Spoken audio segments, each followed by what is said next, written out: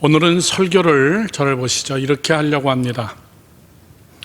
설교의 절반은 우리 앞에 화면을 보면서 제가 다녀온 아프리카 탄자니아 그 사역을 보고하고 뒤에 3분의 1은 메시지로 여러분께 말씀을 증거하고 메시지로 오늘 여러분 목장 모임을 오늘부터 다시 또 정상화하기를 바랍니다. 금요일 날 다시 한번 장 목사님이 어른들을 위해서 선교 보고를 한 번 더 하라 그래서 오늘하고 조금 차별을 두고 오늘은 여러분들은 저희의 동역자고 저와 같이 함께 아프리카를 갈 줄로 믿고 은비만 와. 다른 사람 오지 마. 아멘 안 해서. 저와 같이 함께 사역할 동역자라고 믿고 실제적인 이야기를 하고, 그리고 금요일 날에는 여러분들의 부모님들, 우리를 뒤에서 기도해주고 후원해주고 서포팅해주는 그분들을 위해서 다시 선교 보고를 다시 하려고 합니다. 금요일 날도 나와서 다시 한번 여러분이 들으셨으면 좋겠습니다. 그리고 후반부에 성경을 봉독하고 그렇게하고 여러분 설교를 하려고 합니다. 오늘이 여러분 무슨 날인 줄 아십니까? 오늘이 주일이죠. 그런 거 말고 전 세계적으로 추수감사 주일이라는 단어를 처음 쓰고 추수감사 땡스기빙 선데이를 처음 한 나라가 미국입니다. 청교도들이 영국에서 메이플라워를 타고 그리고 보스턴 플리머스라는 섬에 도착하면서 그들은 거기서 신앙의 자유를 위하여서 오다가 배에서 죽은 사람도 많고 질병으로 죽은 사람도 있고 오다가 배 안에서 아기를 낳아서 태어난 생명도 있고, 그들은 보스턴에서 1시간 정도 거리에 있는 플리머스라는 그 동네에 정착해서 거기서 같이 함께 농사를 지으면서 질병으로 죽은 사람들 굉장히 많고, 그들을 긍휼히 여기면서 인디안들이 그들을 돕기 시작합니다. 농사 짓는 법을 가리키고, 그리고 그들과 같이 함께 생존하면서 같이 함께 생활했던 거기가 지금 땡스기빙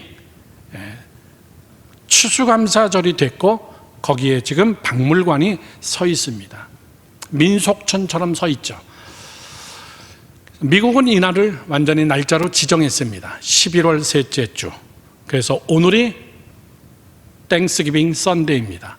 그리고 이번 한 주간이 땡스기빙 위크, 그리고 이번 주 목요일 날이 땡스기빙 데이. 그래서 한국으로 얘기하면 추석이죠. 미국이 제일 번거롭고 바쁘고 교통량이 제일 많고 한국의 추석처럼.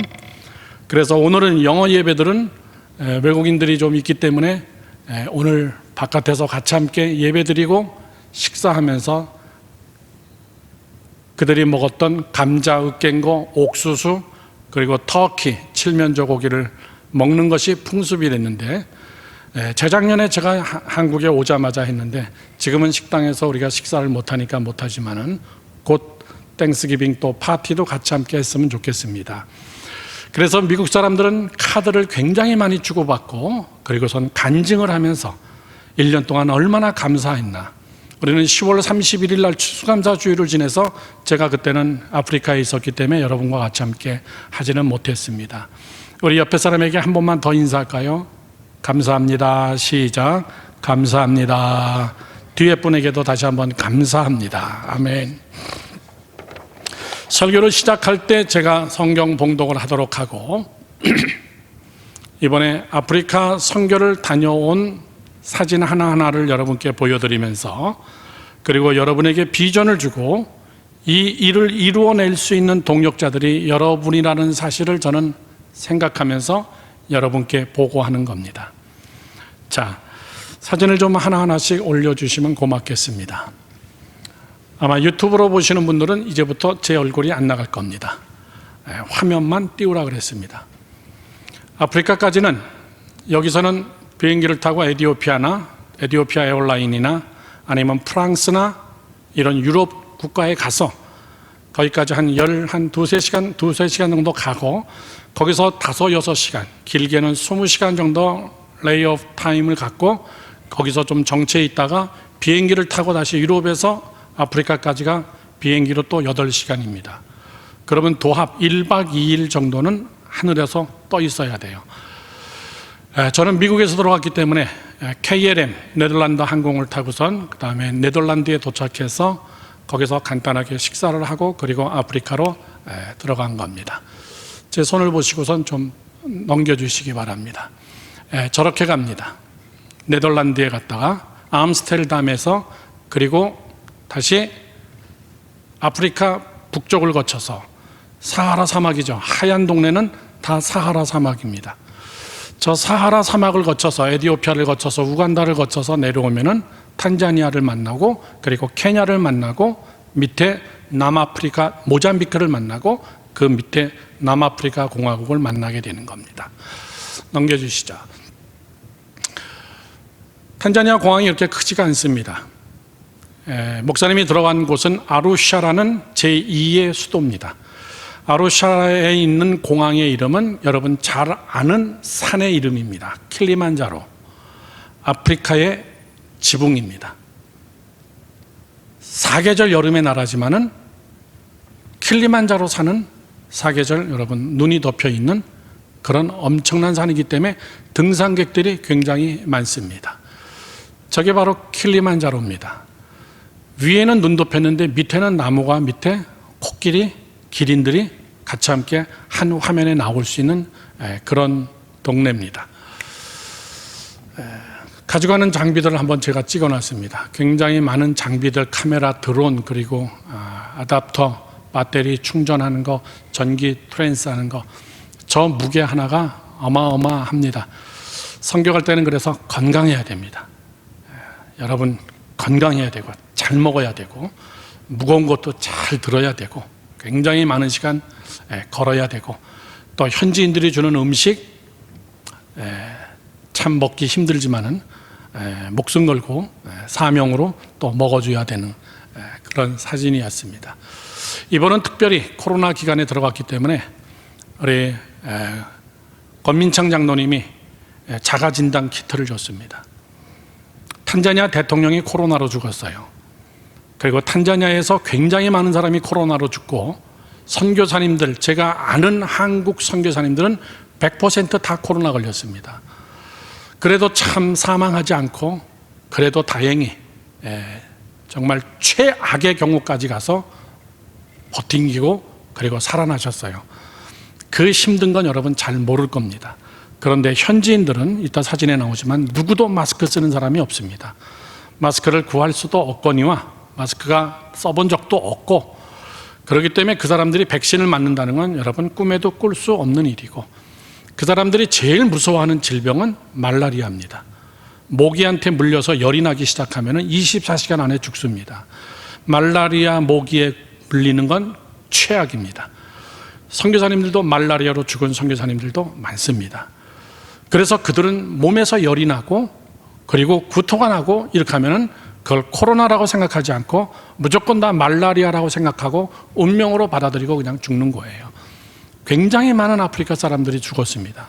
그러나 통계를 낼 수 없어요. 한국의 질병청처럼 오늘 몇 명 이렇게 통계를 낼 방법이 없기 때문에 얼마만큼 있는지도 모르고 결국은 한국 선교사님들도 거의 다 코로나에 걸렸기 때문에 권민창 장로님이 이번에 자가진단 키트 세트를 수십 세트를 한 정확하게 모르겠는데 한 60세트를 가지고 들어가서 선교사님들을 나눠주고 그 다음에 목회자들, 현지 목사님들 그리고 말라리아 증세가 있는 사람들은 반드시 콧구멍을 쑤셔서 그리고선 체크를 하고 말라리아인지 아닌지 약 처방을 분명하게 하라. 저하고 안창민 전도사님하고 같이 들어갔는데 둘이서 매일같이 쑤셨습니다. 왜? 현지인들 매일 만나야 되고 같이 함께 허그해야 되고 안고선 그리고 악수해야 되고 음식 같이 먹어야 되고 정말 다행히 그래도 코로나 걸리지 않고 저는 뭐 코로나 걸리는 것이 무서운 것보다 물론 무섭죠. 그러나 더 중요한 것이 뭐냐면 코로나를 걸리면 비행기를 못 타기 때문에 그 다음 아프리카에서 나와서 곧바로 해야 될 미국의 부흥의 스케줄 이런 것들이 다 엉망이 돼버리고 몇 주를 못 나올지 모르기 때문에 사실 그게 저한테는 더 걱정이었어요. 그래서 정말 기도 많이 해주고 여러분들이 그래서 코로나로 잘 피해가고, 여자들이 임신했나 안 했나 검사하는 줄이 한 줄인가 두 줄인가 그런 시스템으로 만들어졌는데 거의 95%는 정확합니다. 사역지로 가서 제일 먼저 여러분들 저 오른쪽에 보면 시꺼먼 통이 있습니다. 저게 물통입니다.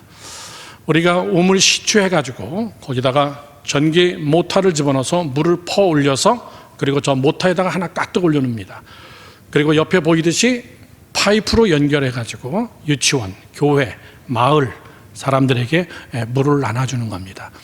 저건 5년 전에 가서 시추했던 곳인데 여러분 볼 때 사진 오른쪽에 보면 약간 콘크리트로 된 시꺼먼 벽돌이 있습니다. 그 다음 사진 가볼까요? 저거는 우물탑이고요. 저 옆에가 담임 목사님이시고 그 오른쪽에 계신 분이 선교사님이십니다. 저분들이 밟고 있는 저 시꺼먼 콘크리트는 말 그대로 어린이들을 위한 유치원을 하고 싶은데 경제적인 돈의 문제가 해결이 안 되기 때문에 그저 땅을 파고 돌을 구해다가 거기다가 시멘트 사다가 붓고선 기초공사만 하고 몇 년이 지났는지 그게 시꺼매진 거예요. 여러분, 아프리카 현지인들하고 같이 함께 예배를 드리면 헌금 시간에 우리처럼 헌금 바구니가 돌아가는 게 아니라 한 사람씩 나와서 헌금을 하는데 그들은 화폐가 아니에요. 그들은 헌금을 낼 때 감자를 내기도 하고 고구마를 갖다 바치기도 하고 옥수수 갖다 놓기도 하고, 어느 사람은 비누로 봉지에다가 닭 한 마리 싸갖고 올라오면 막 닭이 막 꼬꼬닥 되기도 하고, 나도 닭을 선물로 받았어요. 그래서 저들이 물질로서 건물을 짓는다는 것은 쉽지가 않습니다. 그래서 저 목사님이 인터뷰하면서 이렇게 이야기합니다. 정말 여기에 유치원이 지어졌으면 좋겠습니다. 애들이 교육을 했으면 좋겠습니다. 돌아오자마자 제일 먼저 저기 견적서를 받고 그 다음에 프로젝트 모든 것들을 제가 받아서 곧바로 공사를 시작할 수 있도록 송금을 해주고 지금 많이 올라갔습니다. 저 교회 목사님과 선교사님과 또 교인들 대표 어린이들이 나와 있는 겁니다. 그 다음에 사역지는 여러분들도 잘 아는 우리 본가 순복음교회입니다.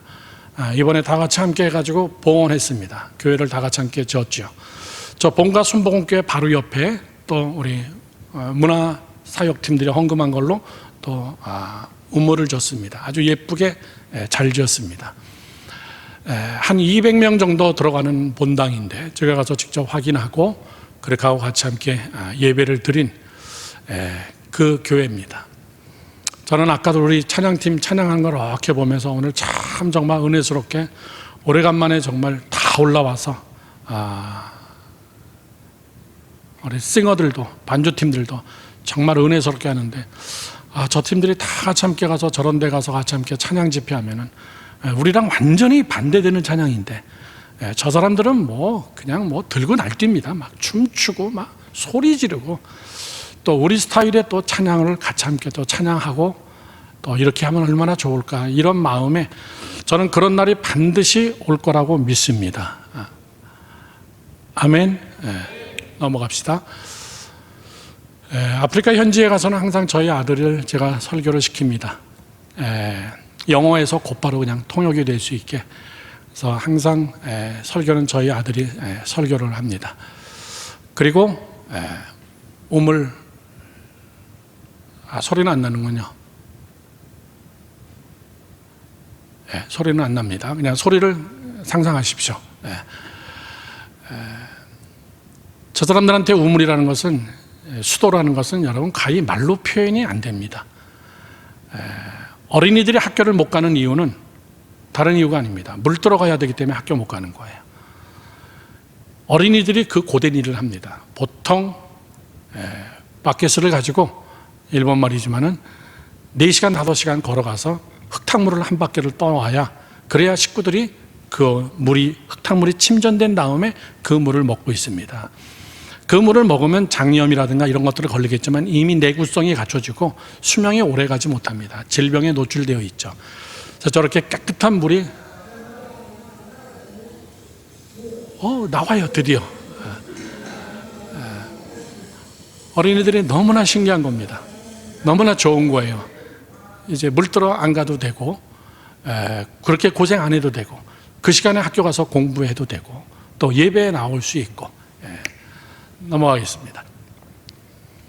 어린이들이 난리가 났죠. 계속 넘어가죠. 그 다음 마을로 갔습니다. 저것이 교회입니다.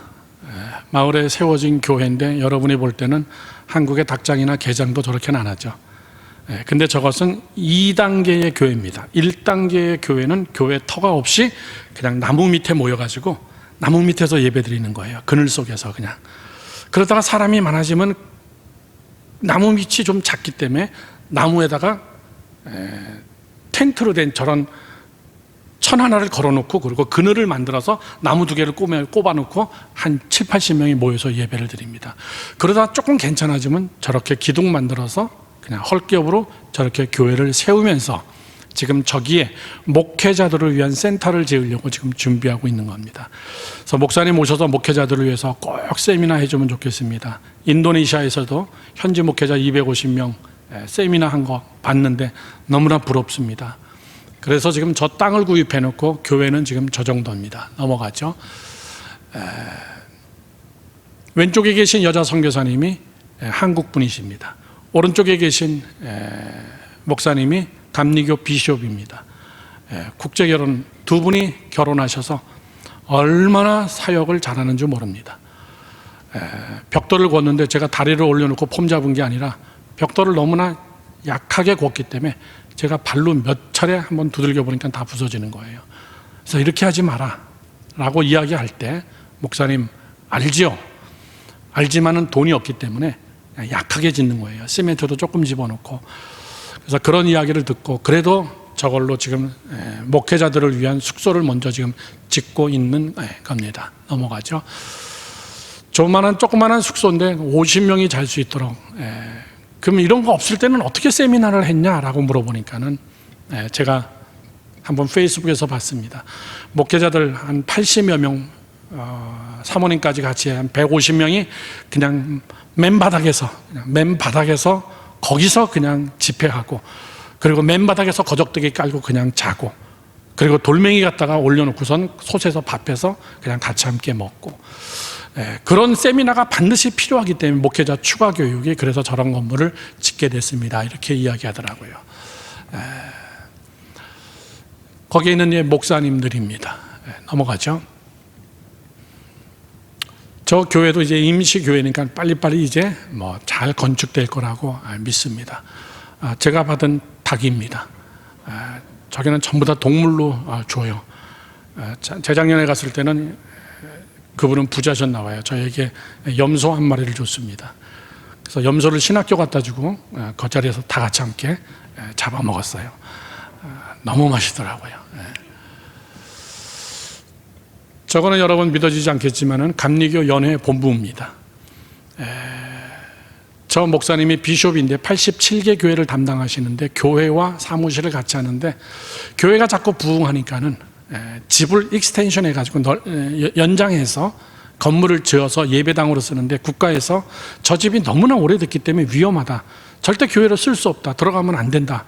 이렇게 아예 못을 박아가지고 졸지에 예배도 못 드리게 된 거예요. 그래서 저기를 촬영하고 저 건물을 다 허물고 뒤에까지 해가지고 제일 먼저 교회를 좀 먼저 지으려고 지금 준비하고 있습니다.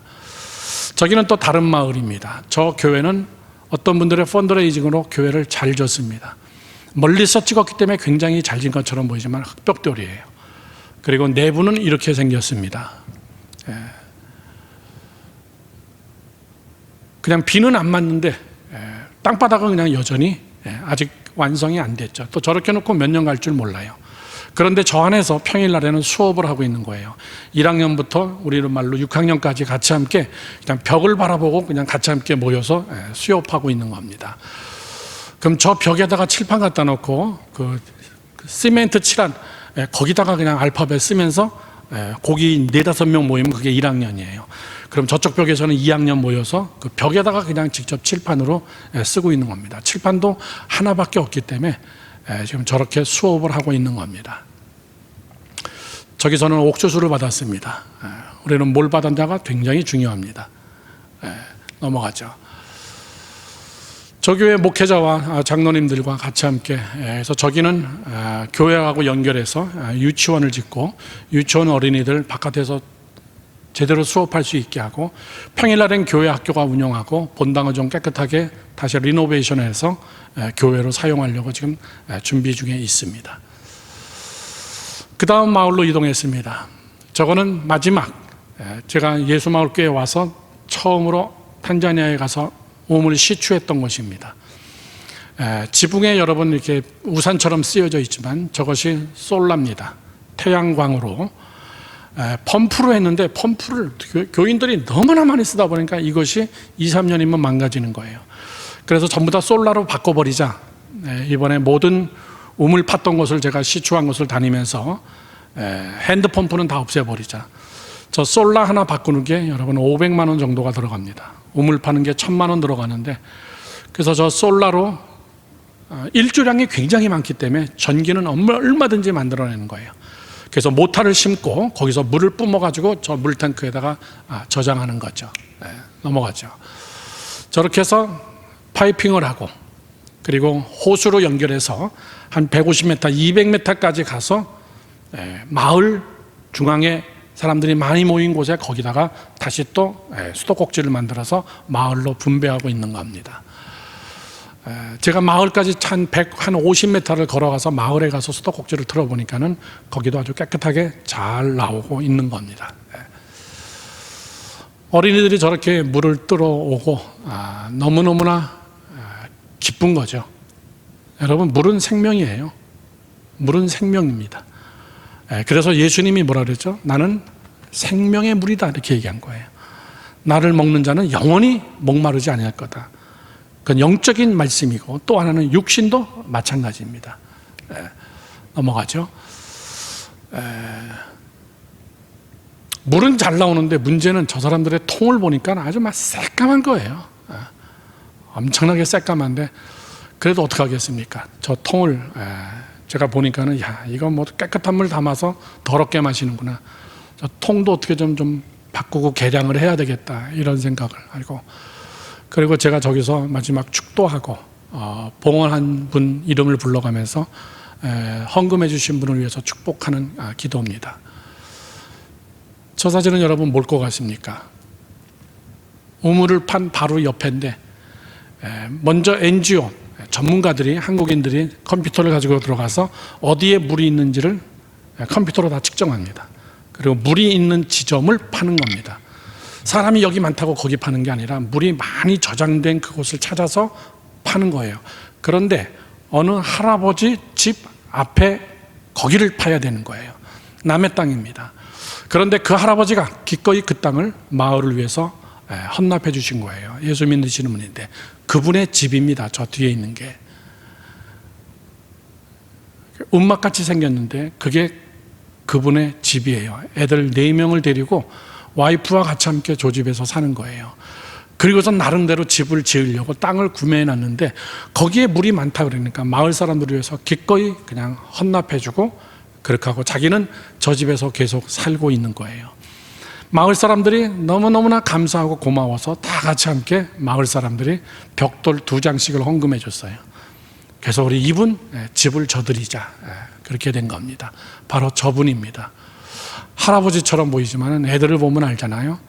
일찍 결혼하는데, 그러니까 햇빛을 많이 쬐고 먹는 것이 굉장히 부족하고, 그 다음에 비위생적인 물을 마시기 때문에 쉽게 노화 현상이 2배로 오는 거예요.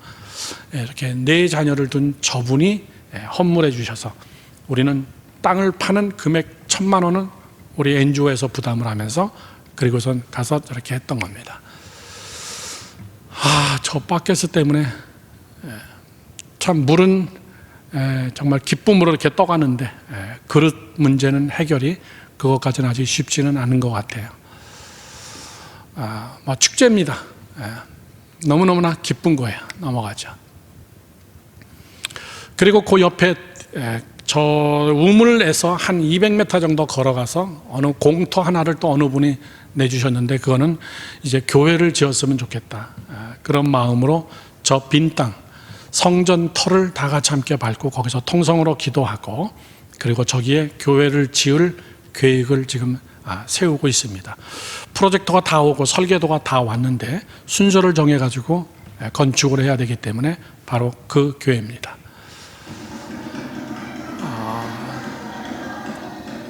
저 사람들의 찬양이에요.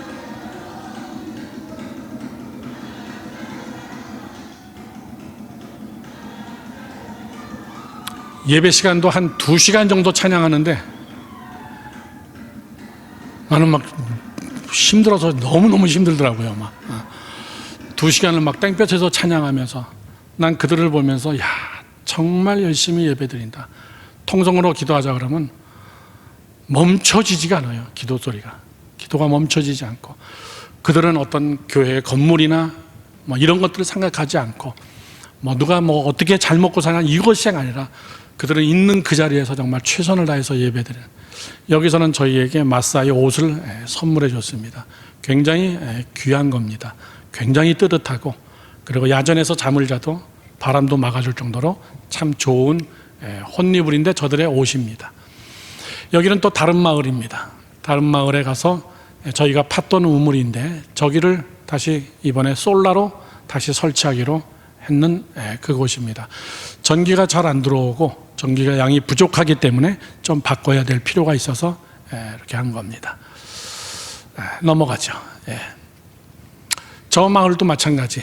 물이 굉장히 잘 나오고 아주 신선하고 깨끗한 물이기 때문에 문제는 솔라로 좀 개조해 가지고 전기 때문에 끊기는 이런 일이 없도록 공사를 해야 되겠다. 그 마음으로 찍은 겁니다. 마지막으로 갔던 마을입니다. 저 마을은 전도사님이 5번째 교회를 개척한 교회인데 교회를 개척하고 저렇게 나무 밑에서 예배드리고 저런 허접한 데서 예배드리다가 교회를 건축하면 이 전도사님은 또 떠나서 어느 마을에 가서 또 개척을 하는 거예요.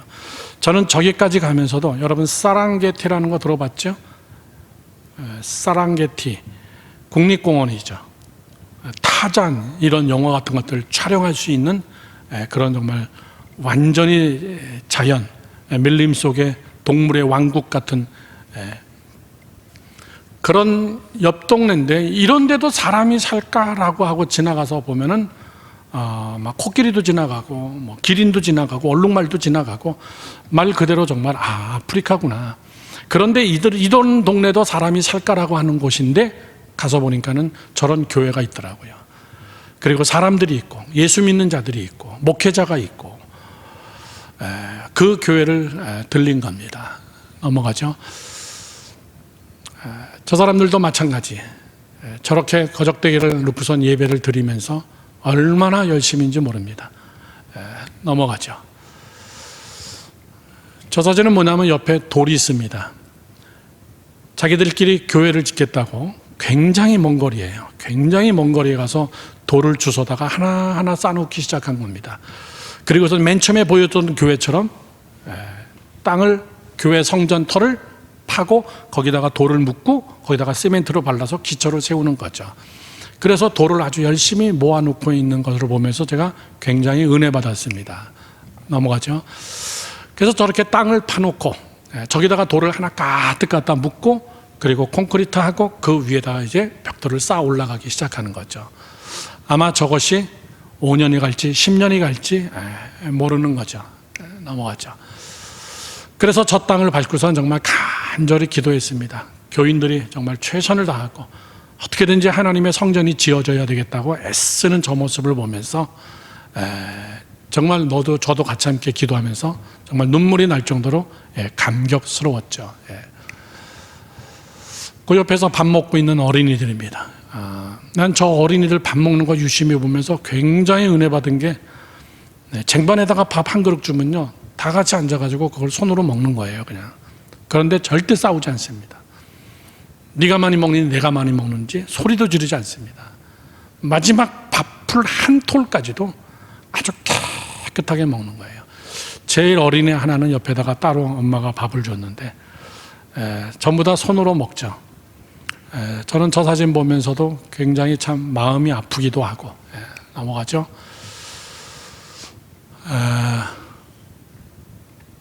탄자니아에서 나오려면 마지막 코로나 검사를 병원 가서 받고 그렇게 하고 음성 확인서를 떼어갖고 비행기를 타야 됩니다. 그래서 이번에 대한민국에서 나갈 때 코로나 검사 받은 것까지 한국에 돌아올 때까지 7번을 콧구멍을 쑤셨어. 그러니까 코가 막 얼얼해지는 거예요. 네. 병원도 굉장히 좀 비위생적이지만은 그래도 받아야 되기 때문에 그 옆에 저희 아들이 자고 있는데 돌아오는 길입니다. 돌아오는 길에 공항에서 8시간을 지체해야 되기 때문에 새벽 밤을 공항에서 그냥 잠을 자고, 선교는 그런 겁니다. 공항에서 자는 거고 길거리에서도 잘 수 있는 거고 산에서도 잘 수 있는 거고. 넘어가죠.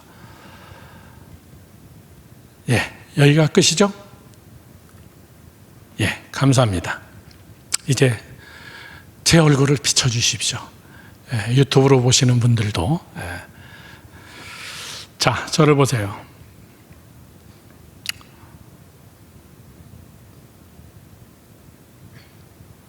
저는 아프리카 수도 없이 많이 다녔습니다. 사실 다음 주에 세네갈에 들어가야 됩니다. 세네갈 프로젝트가 또 교회와 그다음에 화장실 그리고 우물을 파야 되는 이런 프로젝트가 있어서 다음 주일날 들어가야 되는데 그쪽이 아직 준비가 안 된 것 같아요. 그래서 목사님 12월 말에 오시면 좋겠습니다. 그래서 선교사님들은 한국에서 목회를 안 해봐서 이 스케줄을 잘 모르는구나. 연말과 연초가 교회가 얼마나 바쁘다는 거를. 그래서 좀 뒤로 연장해서 3월서부터 5월 사이에 들어가기로 하고, 오늘 제 방으로 제 사무실로 프로젝트가 다 왔습니다. 이메일로 설계도까지. 그래서 교회는 어떻게 졌는데 지금 어떤 상황인데 얼마만큼을 더 줘야 되고, 또 성도들이 써야 될 화장실, 남자들은 대충 나무 밑에 가서 봐도 되지만은 그들이 와서 예배 한번 드리면 2시간 3시간인데, 그래서 화장실 짓는 거는 굉장히 시급한 겁니다. 화장실과 그리고 우물 파는 거, 이 3가지 프로젝트를 세네갈에 지금 시작하기 때문에 일단은 제가 먼저 시작을 하라고 허락을 하고, 그리고 전 봉헌식 때 들어가려고 합니다. 자, 저를 보십시오. 젊은이 여러분들, 이거 보면서 무엇을 생각했는지 저는 여러분 잘 모르지만 저런 나라도 있구나, 참 안 됐다, 불쌍하다, 가난하다. 그런데 저는 여러분들이 오늘 제가 할 설교를 통하여서 여러분들의 미래의 비전 속에 오늘 하나님의 말씀이 여러분 안에 딱 파운데이션, 아주 기초가 딱 되어져서 정말 전 세계를 위해서 하나님 앞에 쓰임받고 싶다. 또 그리고 나로 인하여서 내가 누군가에게 행복나무를 심어줄 수 있다면, 내가 누군가에게 행복나무를 심어주고 그가 그 나무 그늘에서 행복이 뭔지 느낄 수 있고, 그 어린이들이 물 하나, 그 깨끗한 한 컵을 들고선 행복해할 수 있고, 그리고 그들이 예쁜 교회에서 예배 드리면서 행복해할 수 있다면 그런 삶은 얼마나 아름다운 건가. 저는 여러분들이 저 사진을 보면서, 그래서 저는 여러분들이 사실 여러분들을 위해서, 저 사람들을 위해서 답사를 간 거지만 사실은 여러분들을 위해서 답사를 간 거예요. 여러분들을 데리고 저기를 갈 때 어떻게 해야 될 건가, 또 아프리카만이 아니라 성지순례 같은 데도 어떻게 교육을 시켜야 될 건가. 저는 제 인생을 크게 3수로 나눕니다. 4수로 나눈다면 태어나면서부터 35살까지 태어나서 30살까지는 저는 열심히 학교 다녔고, 그리고 고등학교 졸업하고 대학 들어가고 대학원 공부하고, 그리고 30살에 목사 안수 받고, 기본적인 프로세싱의 나이였습니다. 나름대로 최선을 다했습니다. 어린 나이고 대학생이고 대학원생이지만 전도사로서 열심히 봉사했습니다. 그리고 30서부터 35살까지 제가 전도사 사역하면서 저에게는 최고로 열심히 한 사역이었습니다. 청년들을 맡아서 했어요. 부천에 있는 기둥교회에서 그때 청년들과 같이 함께 전 세계 집회를 다니고, 전 세계 찬양 집회를 다니고, 그리고 보르네오 밀림 속에 들어가서 교회를 세우고 성경 학교를 해주고, 그게 저의 2번째 제 인생의 큰 익스페리언스, 저의 경험이고 하나님의 훈련이었습니다. 그리고 저는 35살 때 미국에 초청을 받아서 35부터 60까지 제 3의 인생으로서 제일 힘들고 빡센, 경제적으로 굉장히 힘든 뉴욕 땅에서 개척교회를 한 겁니다. 그리고 이제 제 4의 인생, 60 넘어서 나온 예수마을교회, 대한민국 내 조국, 내 땅, 그리고 예수마을교회 청년부 여러분들, 제 인생의 마지막을 여러분과 같이 함께 지내면서 제2의 제가 사역하면서 한국에서 사역하고 선교 다니면서 전 세계 집회를 다닐 때 같이 함께 다녔던 한 70명의 젊은이들, 제가 많이 얘기했죠. 자랑 아닙니다. 그 중에 선교사, 목회자, 사모님, 기업가, 목회자만 어쨌든 27명이 나왔어요. 그리고 제 3의 인생은 뉴욕에서 개척교회를 하고, 그리고 교회를 건축하고, 뉴욕에서 선교의 뒷바탕을 다 만들어 놓고, 그렇게 하고 제 4의 인생, 60에서 이제 남은 인생, 제가 얼마까지 살지는 모르겠지만은 그동안 여기서 마지막 여러분과 같이 함께 전 세계에서 어떻게 사역할 수 있을까? 어떤 사역을 할 수 있을까? 그런데 저의 큰 단점이 옛날처럼 젊지 않다는 거예요. 옛날처럼 그렇게 정말 무거운 장비들을 들고 밤새도록 걷거나 보드를 타고선 정글 속으로 8시간, 9시간씩 다니거나 배가 뒤집히면 수영하면서 거기 있는 물건을 건져내면서 다닐 그 정도의 여러분 건강이 안 됐다는 거예요. 그래서 저희 아들이 항상 제 옆에 따라 붙으면서 저를 항상 챙겨주죠. 그러나 저의 또 장점이 있습니다. 제2나 제3의 시기에 맛보지 못했던 장점은 뭐냐면 experience입니다. 경험이에요. 굉장히 많은 경험과 노하우와 그다음에 네트워킹, 그리고 이걸로 어떻게 마지막 예수마을교회에서 젊은 청년들, 그리고 전 세계에 있는 젊은 청년들과 같이 함께 최고의 하이라이트의 꽃을 피워놓고 내가 이 땅을 떠나는 마지막 사역지가 여러분입니다. 과연 여러분하고 얼마나 내가 호흡을 맞출 수 있을까? 얼마나 많은 헌신자들이 나올 수 있을까? 꼭 세계를 다니면서 선교를 해야만이 여러분이 헌신하는 건 아닙니다.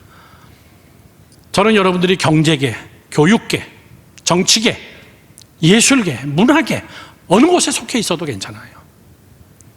그곳에서 같이 함께 동역하면서 정말 좋은 인재들이 만들어졌다. 내 인생의 1, 2, 3, 4 그 기간 동안에 배출된 많은 젊은이들 중에 마지막 여기서 어떻게 마지막 꽃을 피울 건가, 이것은 제가 청년부를 맡으면서 리더자들에게 많이 했던 이야기입니다. 저는 먼저 오늘 여러분들에게 이 말씀으로 오늘 보고를 마치려고 합니다. 성경을 다 같이 함께 핍시다. 고린도전서 3장 9절 말씀이에요. 외워버리세요. 그리고 이렇게 기도하세요. 고린도전서 3장 9절 말씀. 짧죠? 다행이죠? 외울 수 있죠? 네. 다행이다. 짧다. 시작. 우리는 하나님의 동역자들이요 너희는 하나님의 밭이요 하나님의 집이니라. 이것도 길어. 외우기는 딱 3개만 외웁시다. 하나님의 동역자. 따라하세요. 하나님의 동역자. 좀 더 크게. 시작. 하나님의 동역자. 두 번째, 하나님의 밭. 따라하세요. 하나님의 밭. 세 번째, 하나님의 집. 오케이. 저를 보십시오. 저를 보세요. 그냥 저를 보고 따라 하십시오. 시작. 하나님의 동역자, 하나님의 밭, 하나님의 집. 다시 한번 시작. 하나님의 동역자, 하나님의 밭, 하나님의 집. 누가? 내가 그렇다고 얘기해요. 이거를 영어로 얘기하면 아이덴티피케이션입니다. 정체성이에요. 자, 이제 설교하는 겁니다. 짧게. 저를 보세요. 여러분들은 누구냐 그 얘기예요. 자기가 누군지 모르기 때문에 여러분 헛된 짓 하는 거예요. 자기가 누군지 모르기 때문에 시간 낭비하는 거예요. 자기가 누군지 모르기 때문에 철없는 거예요. 자기가 누군지 모르는 자기의 정체성을 깨닫지 못하기 때문에 마냥 젊을 줄 알지만은 여러분 자기가 누군지 모르기 때문에 그렇게 사는 거예요. 오늘 우리가 여러분 Who am I? 내가 누구냐? 이건 여러분 철학적인 질문 아니에요. 성경 전체가 우리에게 해주고 있는 말이 뭔데요? 하나님께서 우리에게 해주고 있는 말이 뭡니까? 너 누군 줄 아냐? 이 얘기예요. 너는 내 아들이야. 내가 너를 지명하여 너를 불러나니 너는 내 것이야. 너는 하나님의 자녀야. 나는 너에게 많은 하나님의 뜻을 두고 있어. 나는 너에게 많은 비전을 두고 있어. 나는 너가 살아있는 동안에 이렇게 했으면 좋겠어. 죽어서는 천국에서 내가 기다리고 있을게. 천국에서 나와 함께 살자. 성경 전체의 얘기가 뭡니까? 너는 누구냐 그 얘기예요. 우리에게 해주고 있는 이 너는 누구냐 이거에 대한 정체성에 가장 쉽게 정확하게 이야기해 준 사람이 사도 바울이 하나님의 동역자다. 나는 하나님의 밭이다. 나는 하나님의 집이다. 나는을 넣어서 다 같이 시작. 나는 하나님의 동역자다. 두 번째, 나는 하나님의 밭이다. 나는 하나님의 집이다. 그 얘기예요. 이 정체성이 분명한 사람을 하나님이 찾아요. 사람은 속일 수 있습니다. 그러나 하나님은 우리의 중심을 꿰뚫어 보기 때문에 쟤는 정체성이 자기로구나. 내 인생은 내 거다. 나는 출세할 거야. 나는 성공할 거야. 예, 해야죠. 정체성의 모든 것이 다 자기에게 집중된 사람. 하나님은 압니다. 그 사람이 누구였어요? 사울이었습니다. 하나님은 사울 왕을 동역자로 불렀습니다. 하나님은 사울 왕을 하나님의 밭으로 불렀어요. 하나님의 비전을 펼칠 수 있는 하나님의 밭으로 불렀습니다. 그리고 하나님의 집, 하나님이 머물고 하나님과 함께하는 나라를 만들길 하나님이 원했는데 사울은 처음엔 그랬어요. 근데 그의 정체성이 깨지기 시작한 겁니다. 지가 잘난 줄 알고 있어요. 그는 하나님의 말씀을 거역하기 시작합니다. 편법을 쓰기 시작합니다. 하나님은 사울을 완전히 뒤집어 버린 거예요. 정체성. 젊은이 여러분들 저를 보세요. 젊은 사람들의 정체성은 그 사람의 전체의 라이프의 여러분 핵심이에요. 핵심. 첫 번째 뭡니까? 나는 하나님의 동역자다. 한 번만 더 시작. 나는 하나님의 동역자다. 다시 한번 시작. 나는 하나님의 동역자다. 지난주에 설교했습니다. 나는 그분과 같이 함께 멍에를 맬 수 있냐 그 얘기예요. 예수의 멍에를 함께 맬 수 있냐. 예수 믿는 게 힘들다고 휙 집어던지고, 내가 예배 생활이 힘들다고 휙 집어던지고, 내가 돈이 없다고, 내 삶이 어떻다고, 내가 하고 싶은 거 하고 싶어서 예수 그리스도의 멍에를 그때그때마다 집어던지고 교회 올 때는 다시 그 멍에를 쓰고. 동역은 그런 게 아닙니다. 동역은 망하면 같이 함께 망하는 거고 살면 같이 함께 사는 거예요. 믿으시면 아멘. 크게 아멘. 하나님은 그런 사람을 찾고 있어요. 너 나를 위해서 죽을 수 있어? 걱정인데 이거 안 되라고 얘기하기는. 예수님을 배신하고 도망간 베드로를 찾아가서 예수님이 물어보는 거예요. 베드로야, 너 나를 사랑하냐? 이거 막 꿰뚫어보고 질문하는데, 사랑합니다 그러면은 근데 나를 3번이나 부인하고 도망가냐 이놈아? 이렇게 얘기할 것 같고, 사랑 안 합니다 그런데 사랑은 하고 있고. 그때 베드로는 뭐라고 얘기합니까? 하나님은 아시지 않습니까? 나의 연약함을. 난 아까 지우가 울면서 첫 멘트에 지난주 말씀이 멍에 맨다는 것이 나는 그겁니다. 그게 여러분 이중적이라는 얘기가 아니에요.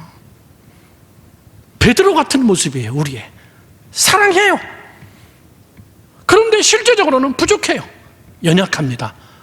그때 예수님께서 너는 안 되겠구나 그러지 않습니다. 베드로야,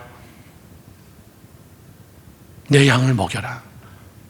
내 이렇게 부족한데도요, 내가 예수님을 3번이나 부인했는데도요, 그래도 예수님은 베드로를 포기하지 않습니다. 여러분, 정체성. 나는 하나님의 동역자예요. 너 나를 위해서 죽을 수 있어? 여러분, 자신 있게 죽을 수 있습니다.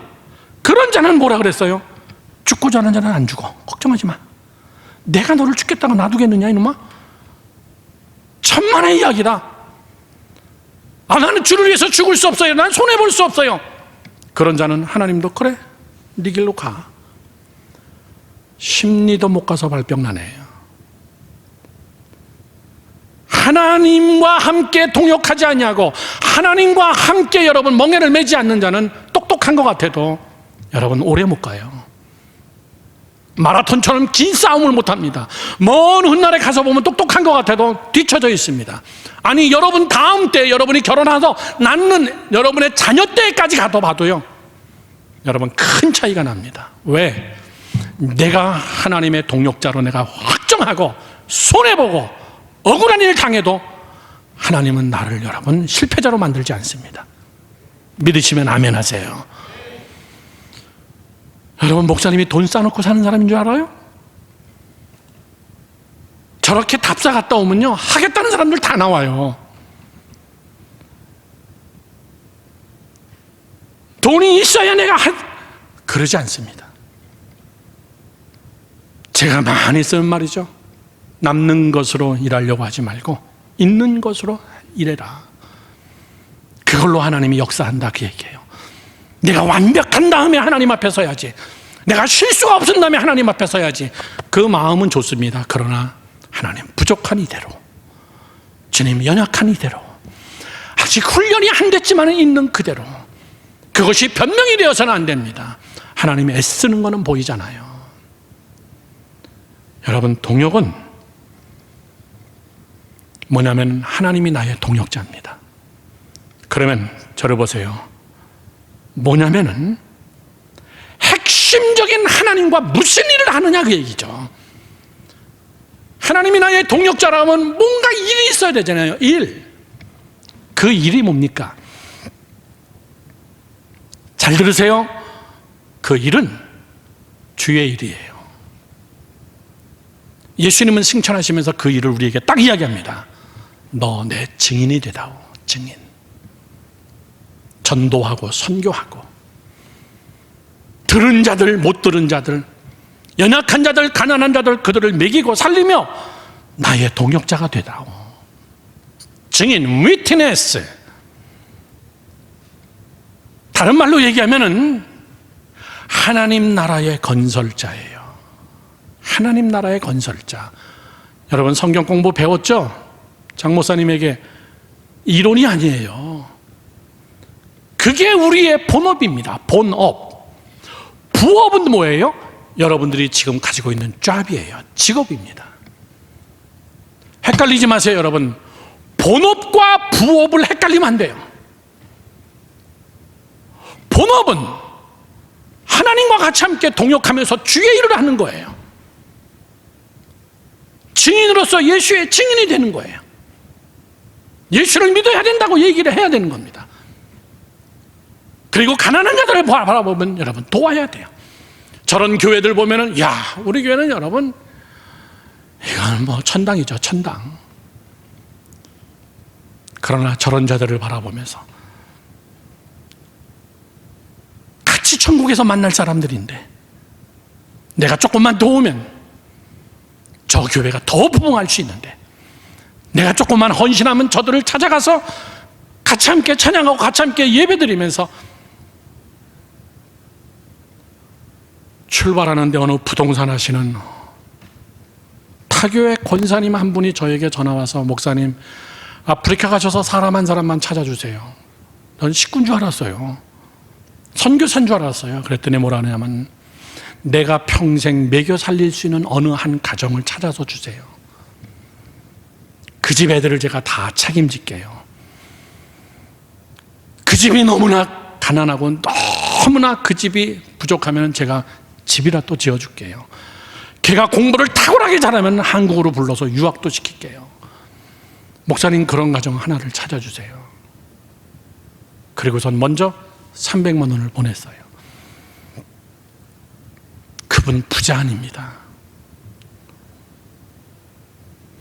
그런 거를 보면서 예수님이 뭐라냐면 너는 내가 줄일 때에 나를 먹였고, 내가 추울 때에 너는 내게 옷을 입혔고, 너는 내가 목마를 때에 나에게 물을 주었노라.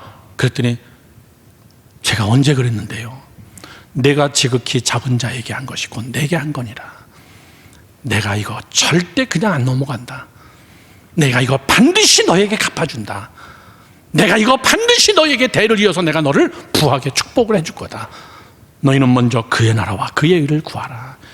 이게 동력이에요. 동력. 본업은 위트니스, 증인이에요. 예수의 증인이 돼야지.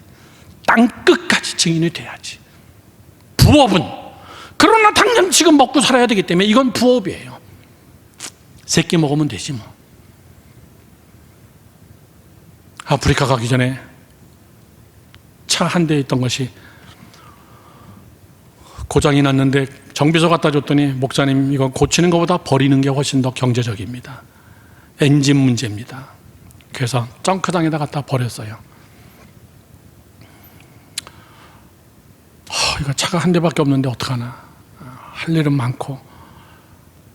갔다 왔는데 어느 분이 도요타 자동차 한 대를 자기가 쓰던 건데, 목사님 차 구입할 때까지 쓰세요. 구입 안 하려고 그래. 구입할 때까지 쓰라 그랬으니까.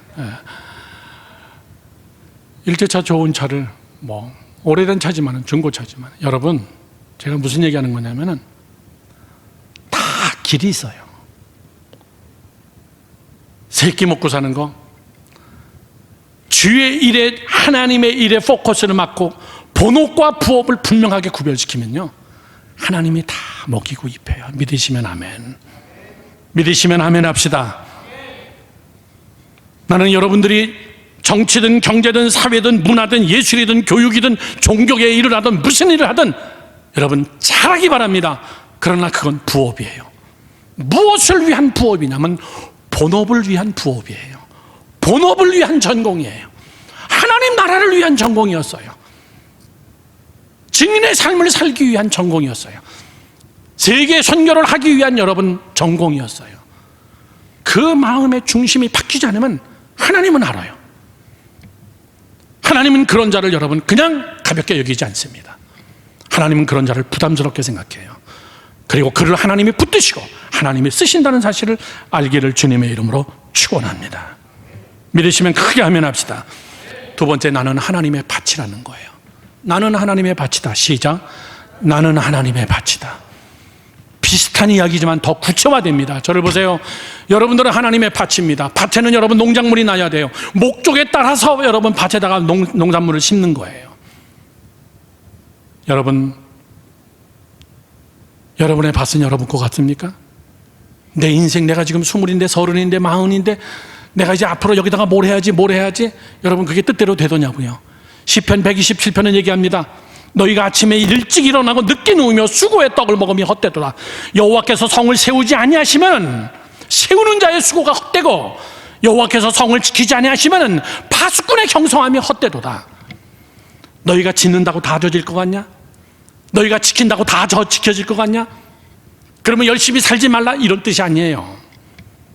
뭘 고백해야 됩니까? 나는 하나님의 밭이다. 다시 한번 시작. 나는 하나님의 밭이다.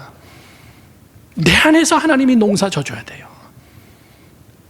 내 안에서 하나님이 씨를 뿌려줘야 돼요. 그리고 하나님이 그것을 막아주고 그것을 하나님이 키워주셔야 됩니다. 저를 보세요. 많은 사람들이 농사를 짓는데 다 자기 농사집니다. 자기 농사. 특별히 정확하게 딱 찍는다면 무슨 농사 짓습니까? 돈 농사 집니다. 돈 벌기 위해서 평생 여러분 돈 농사, 돈만 벌 수 있다면, 돈만 된다면, 돈이라면은 아무도 안 보입니다. 그러나 돈이 벌어지더냐 그 얘기예요. 하나님이 부어주셔야 돼요. 믿으시면 아멘 하세요. 하나님의 일을 위한 하나님 나라의 건설자의 밭이라고 하나님 앞에 고백하고 내 삶을 주께 위탁하며, 하나님 여기다가 하나님의 씨앗을 뿌리시고 하나님 여기다가 하나님의 뜻과 하나님의 섭리의 씨앗을 뿌리시면은, 그리고 하나님이 그렇게 나를 사용해 주세요 하면은 하나님은 여러분에게 사람을 붙여주고 물질을 붙여주고 여러분에게 하나님의 사건을 일으키면서 마치 요셉처럼 한순간에 하나님 앞에 온 세계에서 쓰임받는 자가 되는 거예요. 아멘 하시기 바랍니다. 저를 보세요. 헌신하세요. 여러분의 밭을 헌신시키라고요. 하나님이 마음껏 농사 지을 수 있도록. 마지막 세 번째입니다. 하나님의 집이다. 다 같이 시작. 하나님의 집이다.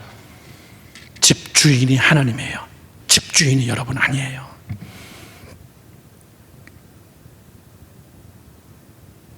이건 사람이 사는 집을 얘기하는 게 아니에요. 여러분 자신이 집입니다. 내 마음의 주인이 주님이시라는 얘기예요. 마음으로 너희의 길을 계획할지라도 그 계획을 이루시는 분은 여호와 하나님이시니라. 왜? 그분이 내 마음의 주인이기 때문에. 여러분, 하나님이 살고 계시다면, 하나님이 주인이라면 이 집 주인이 책임지는 거예요. 대통령이 여러분의 집을 방문한다. 대통령이 여러분의 집을 방문한다. 일주일 전부터 청와대에서 나와요. 여러분의 집 주변을 싹 다 조사하고 여러분의 집 구석구석을 다 뒤져보고 신변의 안전을 지키기 위해서 경호원들을 일주일 전서부터 세워놓고 출입하는 모든 사람들의 신분을 다 확인하고. 왜? 대통령이 와서 하루 자고 가야 되기 때문에. 대통령 비행기가 한 번 뜨지요? 일주일 전에 여러분 공군 비행기가 먼저 가 있습니다. 대통령 전용기를 다 검색하고, 그리고 활주로에 파킹해 있는 동안도 중무장한 경찰들이 대통령 비행기를, 빈 비행기도 타고 갈 때까지 끝까지 지켜주는 거예요. 대통령 비행기가 날아가면 여러분 그냥 날아가는 것 같아요? 각 나라 전투기들이 안 보이게 여러분 다 호위하고 날아갑니다. 왜? 그 안에 누가 탔기 때문에? 대통령이 탔기 때문에. 저를 보세요. 여러분의 마음의 집에 하나님이 거기에 계신다면 하나님이 천군천사를 동원해서 여러분들이 죽겠다고 마음 먹어도 죽게 내가려 두지 않아. 저는 이번에 미국 가면서도 기도 많이 했어요. 하나님, 다시 한국에 돌아오는데 체류 비자가 2년 나와야 되고, 이 프로세싱하는 기간이 길어져가지고 마지막까지 마치 3달이 걸리게 되면 난 3달 동안 청년부 비워야 되는데, 그런데 3달 걸리는 프로세싱이 3주 만에 끝났어요. 프로세싱 서류 집어넣고 그 서류가 다시 돌아왔습니다. 너 서류 잘 받았다.